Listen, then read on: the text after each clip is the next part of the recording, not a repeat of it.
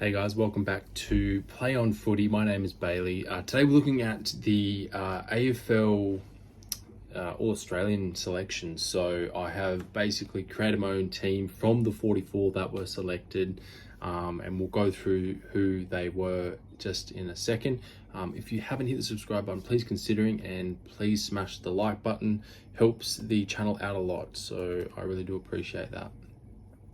So who were the players that got selected? So there was a couple of newcomers that got selected, but the main carry away from this season was that basically the ones that you thought were going to get picked got picked, but then there were some that did sneak in, which we're going to get into just in a second.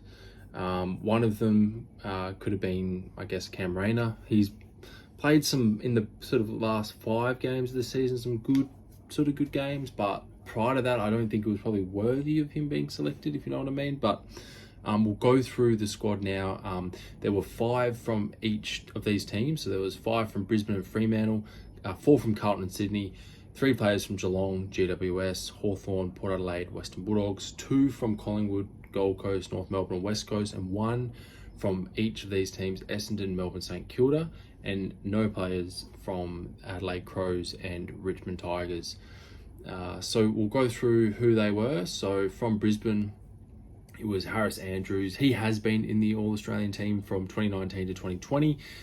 Now he's in the squad. He's a squad member of 2023.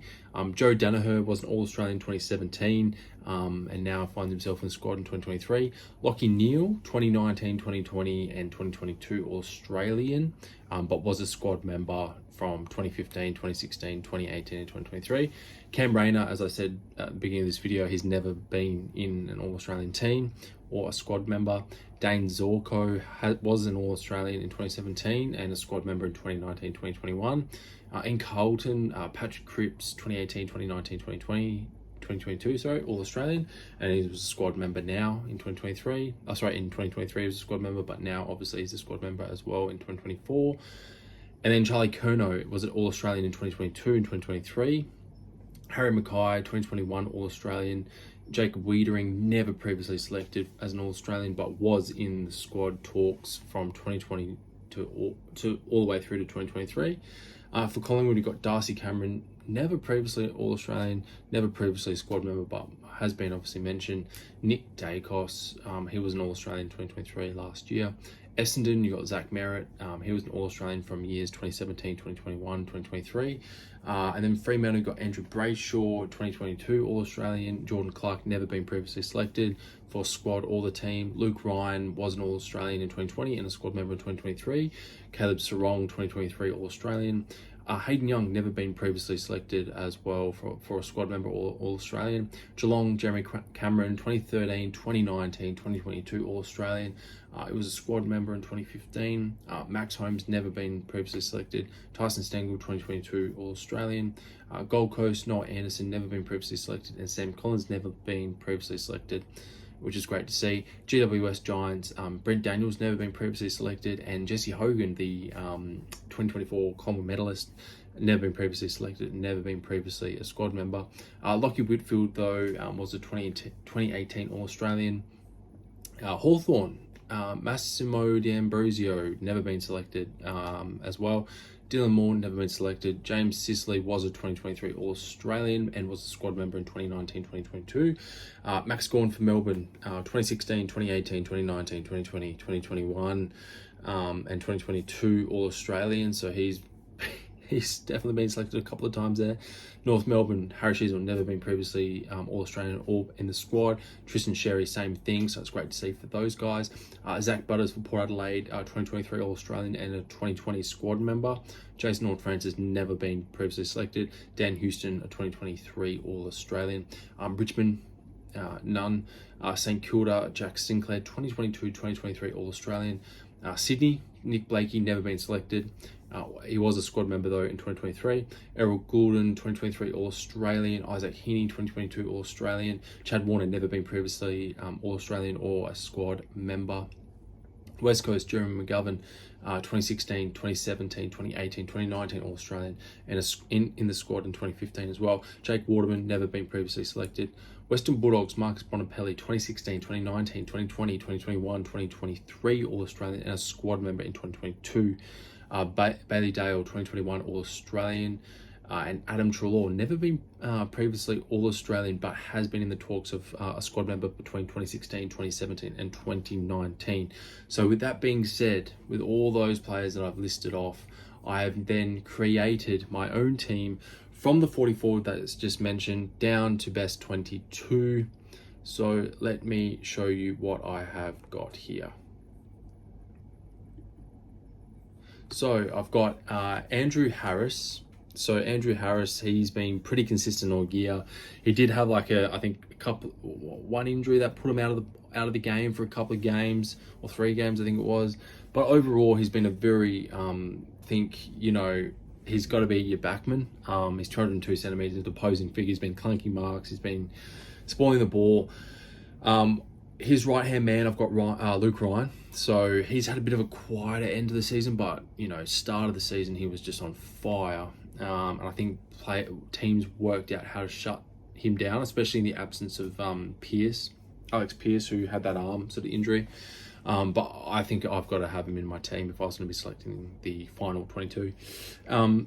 James Sicily, I was contemplating whether or not he should be in there, but he's been so pivotal for the Hawks this season that, I've sort of egged him in or put him in there just because I think of his versatility. He can go forward and back, but also the way that he can sort of lead the team on an aggression point of view as well and his energy. So I think him there in the back pocket would be more suited to him. But then I could sort of see when I get to the next player I'm going to talk to in the forward line, Dane Zorko, they could probably switch between the two depending on what is needed. So that's why I included James Sicily. So I've got Lockie Whitfield, Nick Dacos on the halfback flanks.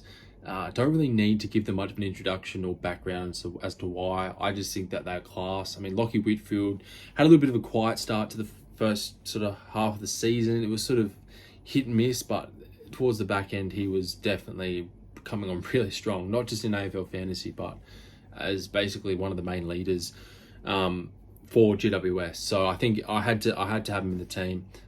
Jeremy McGovern is the centre half backman, and then Nick Dacos on the other side of the halfback flank. I think they can work pretty well together. They know where to find the ball.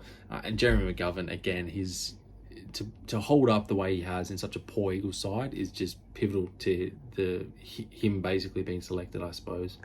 On the wings, I've got Errol Goulden. I think he's just a no-brainer to come into the wing there, as well as Dan Houston. Dan Houston's been off the halfback flank a little bit for Port this season, but I wanted to try him on the wing for my team. I think he's got enough of what it takes. He's got a great tank on him. He's got a great overhead mark. So yeah, I think Dan Houston, Errol Goulden on the wings is how I'd want to set up if I was selecting the final 22. And in the middle, no brainer here, Bontempelli. I think he's been really pivotal in shaping the Western Bulldogs and getting them into finals and just building consistency and brand, as well as his leadership and the way he could actually move forward and get a couple of goals as well. I think he's a no-brainer to be in the centre there. The next, moving down towards the forward line now, the half forward. So I've got Isaac Heaney, Jeremy Cameron, and Brent Daniels. They are, without a doubt, probably the best forwards in the game in terms of pressure and finding the ball and kicking it forward. So I had to get them in. Their craft work and their consistency, and they're just workhorses basically all around the ground, not just kicking goals. So, and Jeremy Cameron obviously is kicking a bag. His leading work is just fantastic, and I think he's been a true pioneer for the Cats this season, especially with Hawkins sort of coming out with that foot injury as well. And then Brent Daniels, I mean, he's been a bit of a late bloomer. I mean, he's had some good patches towards the first half of the season, but this second half of the season, he's just really come on strong and really helped Jesse Hogan in that forward line, as well as in the centre, with Caniglio being out with a couple of injuries as well. And then in the forward pockets, I've got Jason Horne-Francis, Dane Zorko, and then full forward, obviously, our Coleman medalist, Jesse Hogan. I've selected these guys. Jason Horne-Francis basically on his work rate, his forward craft, the way he can actually move into the centre if needed as well to give a couple of other guys a break. And then Dane Zorko, same thing. He's got that mobility. He can go forward and back. He can go on ball. He's just a real versatile bull, basically. Just works really hard. And then Jesse Hogan, obviously winner of the Coleman medalist. Got to have him at full forward, and I think his work rate and his mark has been his strong point as well. To the followers, so we've got Tristan Cherry. I mean, he has just had an outbreak season. He's been fantastic. I think as a ruckman and as a leader of the North Melbourne Football Club, he's really stood up with Goldie leaving. So I think he's really come on to his own. So I had to put him as the #1 ruck. The followers, now this is where it gets interesting. So I've got Lachie Neale as, he's potentially, I'll do a Brownlow predictor after this video, but, he's been one of those players where, talk about consistency, and work rate and just, finding where the pill is and most of the season being really heavily tagged as well. Like, he's just been one of those players that, he's going to find the ball and he's going to work his ass off, but he's been tagged by, every tag imaginable in the AFL. But I still think you've got to have him in the team. So I put him as my one of my pieces in the center there. And then following him, I've got Zach Butters. I think he's just been, again, another terrier, at the footy. He just doesn't give up. And yeah, I had to add him in there. So I think when you're talking about Port's best, Rosie unfortunately misses because he did have that injury, which put him out for a fair length of time. But I think Butters and Horn Francis really are the future for Port. And yeah, I had to add him in.